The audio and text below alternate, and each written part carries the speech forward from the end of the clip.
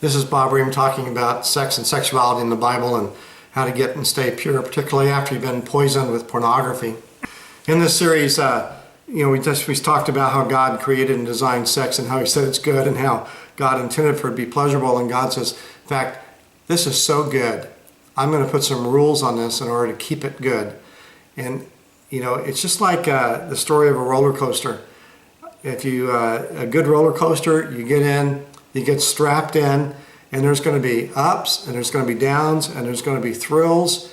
And basically, in a roller coaster, there's really only two requirements. You have to be tall enough to get on, and you have to keep your seatbelt on.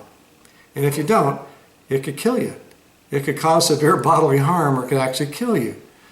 In the same way, God has put rules and restrictions around sex and sexuality because He says, look, this is so good, and I want it to be good for you for a lifetime. In fact, I want you to have great mind-blowing sex. That's what He wants us to have.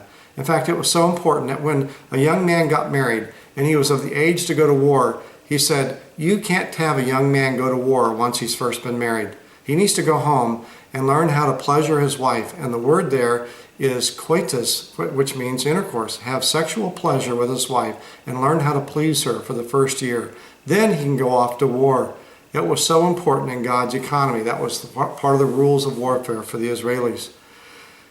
So how do we find and where do we find these rules? Well, when the Israelis were kept in captivity in Egypt, before and when they went into the promised land, before they went in, there were some guidelines that God gave about sexual conduct. And it forms a box. He says, when you go into the promised land, you're not to have intercourse with animals. You're not to lie with animals. We call that bestiality.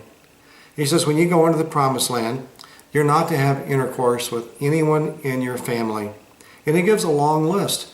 You don't have intercourse with your grandma, with your aunt, with your father's wife, with your sister-in-law, with your brother-in-law or family members. He gives us a long list of family members. And He goes, and we call that incest. He says, do not have intercourse with anyone in your family. He also says, do not have intercourse with anyone of the same sex. Men don't lie with men. Women don't lie with women. He says, don't do that. Of course, we call that homosexuality.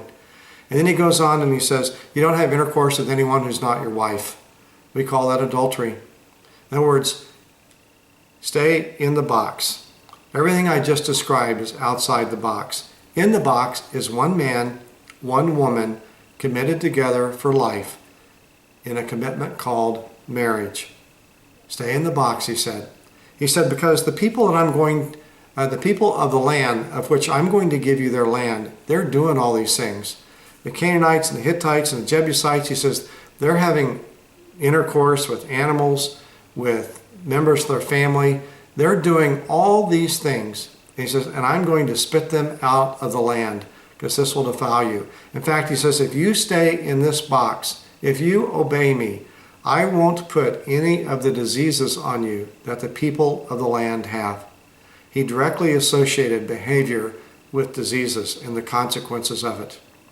And when you look at it from a point of view of the nation, how are we in Western civilization, how are we in the world doing with it? Are we in the box or are we outside the box? If you just look at the statistics in America for sexually transmitted diseases, there are a number of STDs that are at epidemic proportion at different places of the country. Now, one report showed over 100 million, I think 110 million people have an incurable sexually transmitted disease.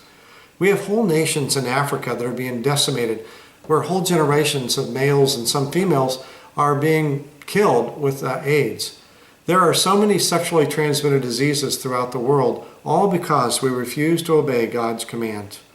And God is the one who determines what is good and what's not good. He determines what's holy, what's not holy, what defiles, what doesn't defile. He is the one who sets the standards for sexual conduct. And then Jesus elevated it even further.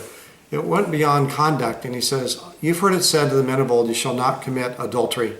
But lo, I tell you, whoever looks at a woman lustfully has already committed adultery with her in their hearts. And so the issue is the hearts. How do we get clean hearts? How can we become transformed from the inside out so that we're not only not just doing things that are wrong and impure or displeasing to God, but that we can please Him from the heart?